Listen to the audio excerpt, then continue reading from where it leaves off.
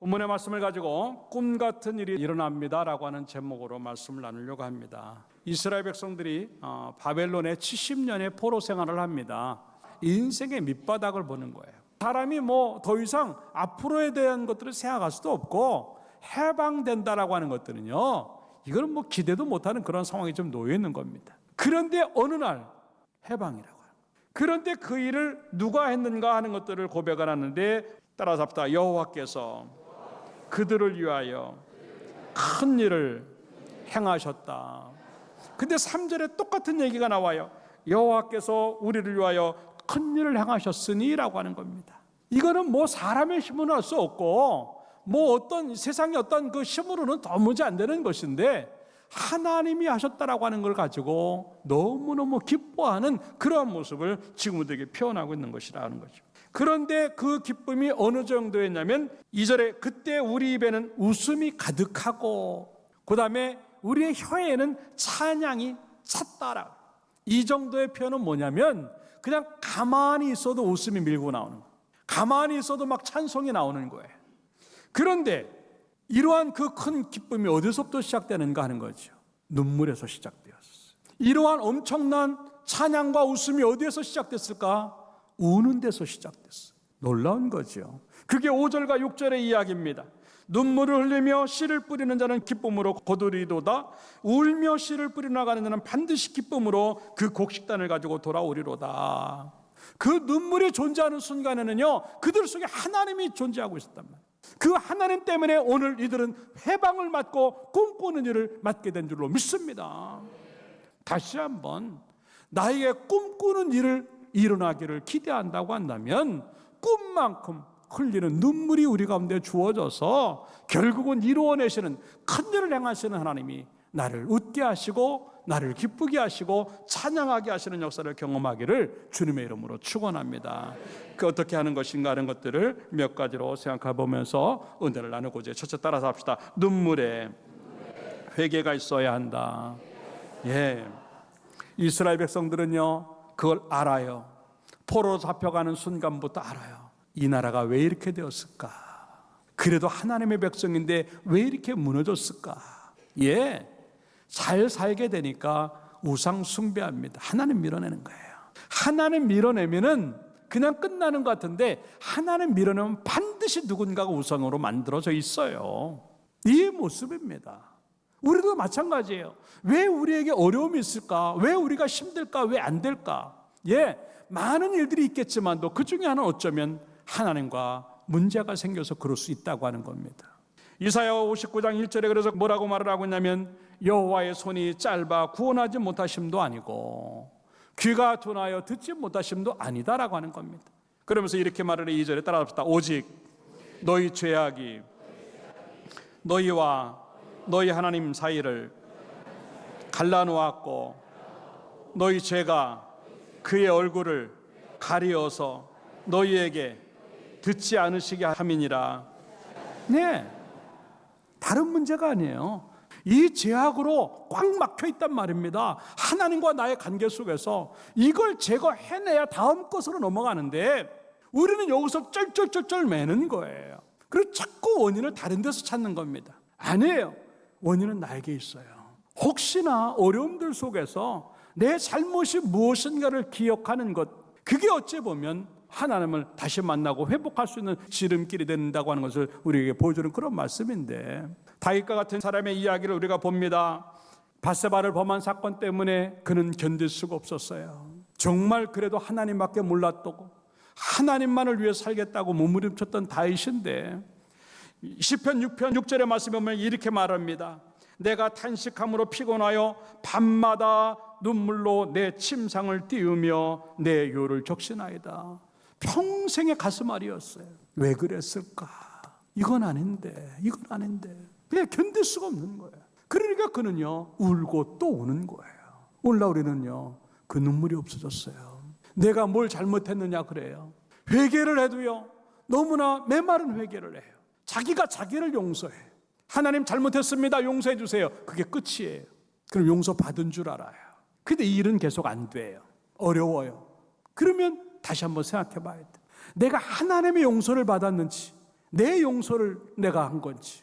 용서의 기쁨이라고 하는 것이 없으니까 영이 즐겁지 않고, 영이 즐겁지 않으니까 인생이 즐겁지 않은 거예요. 그렇기 때문에 제일 먼저 해야 될 것은요, 인생의 문제를 해결하려고 애쓰지 말고 하나님과의 관계를 다시 회복하려고 몸부림칠 때 그 일이 이루어진다고 생각하고, 하나님 앞에 그 관계가 회복되어지는 것은 딴 데 있지 않아요.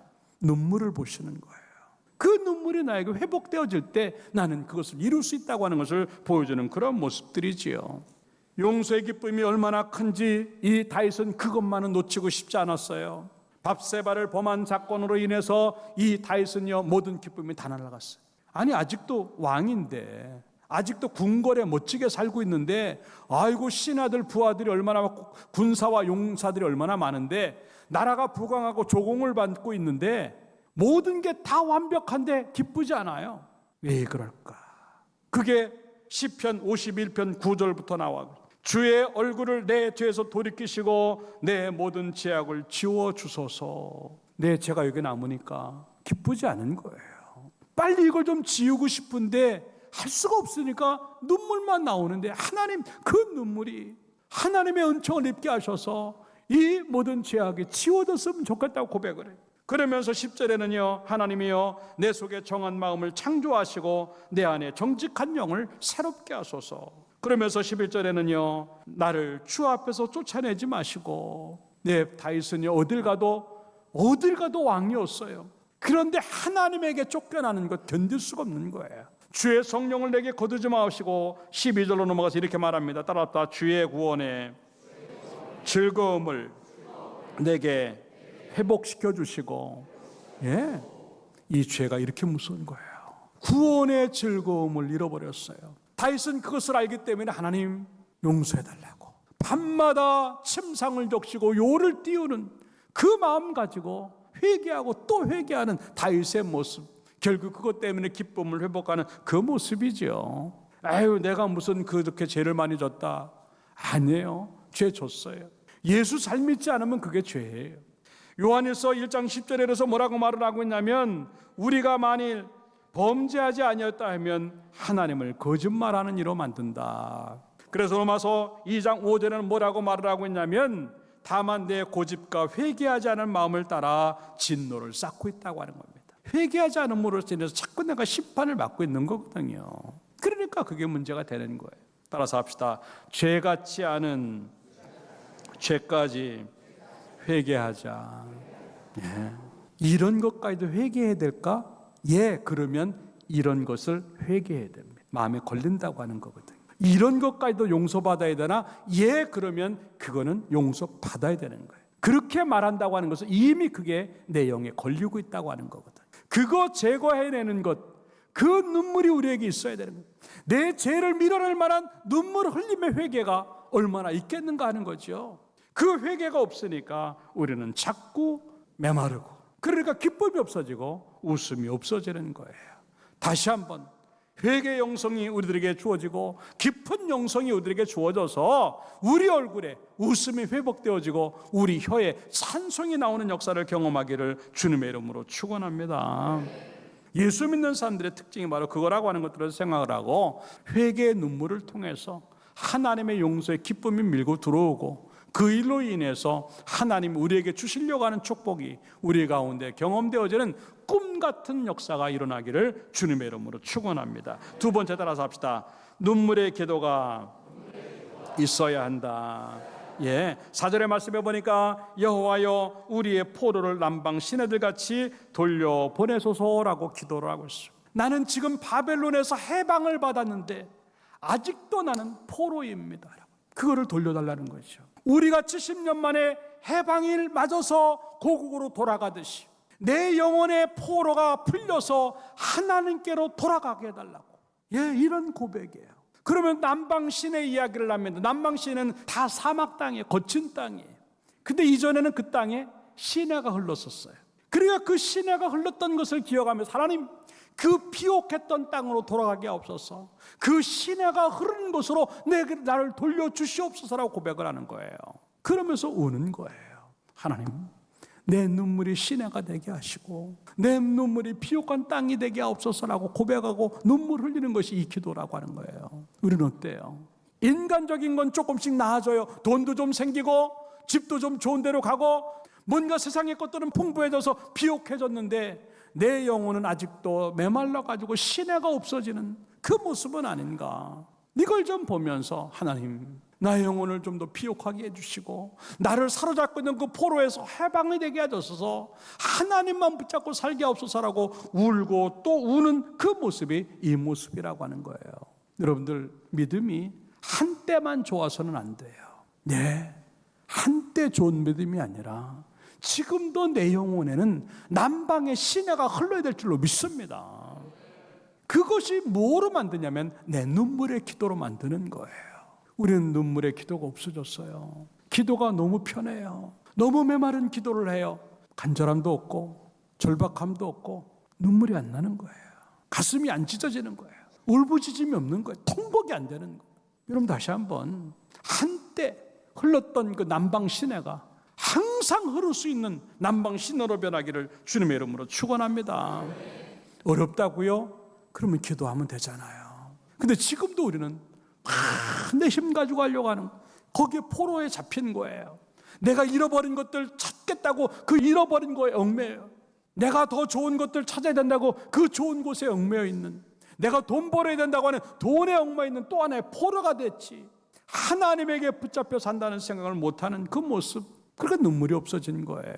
여러분들, 정말 여러분의 사업 현장에서, 직장 현장에서, 가정에서 웃고 싶은 일을 만나고 싶습니까? 지금 엉엉 우는 성도가 되기를 주님의 이름으로 축원합니다. 히스기야가 이제 살 만큼 되어졌어요. 근데 그 순간에 주님이 뭐라고 말씀하십니까? 너 죽어. 네, 유언장 쓰라고 말을 하십니다. 히스기야는 그때 알았어요. 내가 산 게 아니는구나. 그래서 하나님 앞에 달려나갑니다. 성전벽을 향하여 엉엉 웁니다. 정신없이 옵니다. 한 번도 그런 기도 해보지 않았어요. 엉엉 우는 기도를 합니다. 그럴 때 하나님이, 성경에 이렇게 말합니다. 열왕기하 20장 5절 말씀에 보면 여호와의 말씀이 내가 내 기도를 들었고 내 눈물을 보았다. 이때 사는 거예요. 여러분, 다시 살고 싶습니까? 뭘 얻고 싶습니까? 성전에 나와서, 아니 어느 장소에든지 하나님을 생각하면서 엉엉 울 수 있는 그 눈물이 있기를 주님의 이름으로 축원합니다. 눈물의 기도만 그걸 이룰 수 있는 거예요. 한나의 기도가 그거 아닙니까? 아들 하나 낳고 싶어서 하나님 앞에 기도하는 거예요. 에이, 그것은 무슨 아들 하나 낳으려고 그래? 예, 그 아들 그래야만 나올 수 있으니까. 인간의 힘으로 안 되니까. 사무엘상 1장 10절에 그렇게 말합니다. 한나가 마음이 괴로워요. 괴로우면 기도해야죠. 여호와께 기도하고 통곡했다. 술 취한 여자로 오해받을 정도로 미치듯이 기도하는 거예요. 우리는 그 기도를 잃어버렸잖아요. 그럴 때 하나님은 그냥 계시지 아니하시고 그 기도보다 더 큰 역사를 일으켜 주셔서 사무엘이라고 하는 엄청난 아들을 낳게 하시고, 그리고 보너스로 3남 2녀를 더하신 하나님의 은총을 우리는 보고 있는 거예요. 이게 눈물의 기도의 능력인 줄로 믿습니다. 여러분의 문제를 갖다가 어떻게 기도로 밀어냈으면 좋겠어요? 여러분들이 구하는 것을 어떤 기도로 얻고 싶습니까? 눈물의 기도가 있어야 그것을 이룰 수 있다고 하는 것들을 생각하고, 눈물의 기도에 응답하시는 하나님을 기대하면서 눈물 흘리는 기도가 우리 가운데 있기를 주님의 이름으로 축원합니다. 하나님은 눈물에 약하신 하나님이에요. 성경을 보면 엉엉 우는 자들을 하나님 그냥 두지 아니하시고 반드시 응답 주신 줄로 믿습니다. 이제 우세요. 울어도 괜찮아요. 엉엉 우세요. 아파요? 괴로워요? 힘들어요? 우세요. 그 눈물의 기도에 하나님 절대 외면하지 아니하시고 더하여 우리에게 역사하시고 응답 주실 줄로 믿습니다. 내가 가끔 하는 얘기가 그거예요. 하나님 앞에 울지 않으면, 십자가 앞에서 울지 않으면 여러분 반드시 세상 앞에서 울 날이 생깁니다. 그러나 하나님 앞에서 울고 십자가 앞에서 울면 세상에서 웃을 일을 만들어 주실 줄로 믿습니다. 여러분들 정말 세상에서 웃고 싶습니까? 하나님에게 많이 우는 그 기도하세요. 그럼 하나님께서 세상에서 누굴 만나든지 어떠한 환경에서든지 웃게 하실 줄로 믿습니다. 내 눈물이 차야 응답이 차고, 내 눈물이 차야 웃음이 찰 수 있다고 하는 것들을 생각하면서 하나님 앞에서 많이 우는 그 기도가 주어져서 세상에서 많이 웃을 수 있는 축복이 있기를 주님의 이름으로 축원합니다. 마지막 세 번 따라해 봅시다. 눈물에 수고가 있어야 한다. 예, 오늘 씨 뿌리는 이야기가 나오고 있습니다. 봄에, 여름에 어떻게 보내왔느냐에 따라서 이 가을의 열매가 달라지는 겁니다. 봄에 잘 뿌리고 여름에 잘 가꾸었다고 한다면 이 가을에 좋은 상황이 올 수도 있어요. 물론 거기에 일기의 변화든지 상황에 문제가 생겨가지고 어려울 수도 있지만, 일반적인 이야기를 한다고 한다면 봄에 잘 뿌렸고 여름에 잘 가꾸었다면 가을에 좋은 열매가 있는 법이에요. 그런데 뿌리지도 않았다고 한다면 지금 없는 거예요. 뿌리긴 했는데 아무것도 안 했다고 한다면 지금 없는 겁니다. 그렇기 때문에 농부는 어렵고 힘들어도 그 일을 하는 거예요. 우리의 삶들도 마찬가지 아닙니까? 지금 안 한 것 때문에 나중에 후회될 일이 얼마나 많은가 하는 거죠. 파종의 시기에 그 파종을 하지 않음으로 인해서 수확의 시간에 더 비참한 빈손, 이게 얼마나 끔찍한 일이냐 하는 것이죠. 여러분, 다시 한번 나는 뿌리는 수고를 어떻게 하고 있는가를 돌아보자는 겁니다. 어찌 보면 이 이스라엘 백성들도 마찬가지입니다. 바벨론의 포로 생활에 억압되어서 밑바닥 인생을 경험하면서 자존심 구기고 눈물 머금다는 정말 우울한 그 마음, 슬픈 그 마음밖에 없는 그들에게 뭔가 하나님을 위해서 씨를 뿌리는 마음으로 믿음을 뿌리고 기도를 뿌리고 예배를 뿌리고 자기의 헌신을 뿌린다고 하는 것이 쉽지 않았을 것이에요. 그럼에도 불구하고 지금 뿌리지 않으면 언제 그거를 거두겠느냐는 생각에 눈물을 흘려가면서 그걸 뿌리고 있는 거예요. 풀무불 속으로 들어간다고 하는 것이 눈물만 흘렸겠어요? 이 사자굴 속에 들어가는 것이 눈물만 흘렸겠느냐고요. 어쩌면 그 씨앗 속에 눈물이 들어가 있고 그 눈물 속에 씨앗이 들어가 있는 거예요.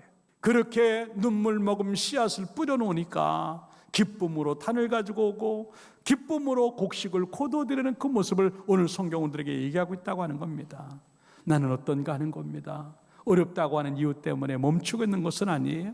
힘들다고 하는 이유 때문에 예배당 나오지 않고 그냥 아무것도 안 하는 내 모습 아닙니까? 그게 한 달란트의 비유예요.